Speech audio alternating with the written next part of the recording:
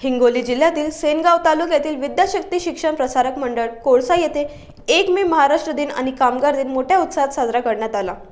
कार्यक्रमात सचिव अंकुशराव बेंगाड यांच्या हस्ते ध्वजारोहण करण्यात आले। अध्यक्ष भास्करराव बेंगाड, उपाध्यक्ष आनंदीताई बेंगाड, प्राचार्य अभिषेक बेंगाड तसेच मुख्याध्यापक व शिक्षक वर्ग यांची उपस्थिती होती। यावेळी गुणवंत विद्यार्थ्यांचा गुणपत्र देऊन सत्कार करण्यात आला। कार्यक्रमाचा प्रास्ताविक कसाब सर यांनी, सूत्रसंचालन शिंदे सरांनी आणि आभार रोकडे सरांनी मानले। सर्व कर्मचारी आणि विद्यार्थी मोठ्या संख्येने उपस्थित होते। हिंगोलीहून गोपाल सातपुते यांची रिपोर्ट महान्यूज 7 करिता।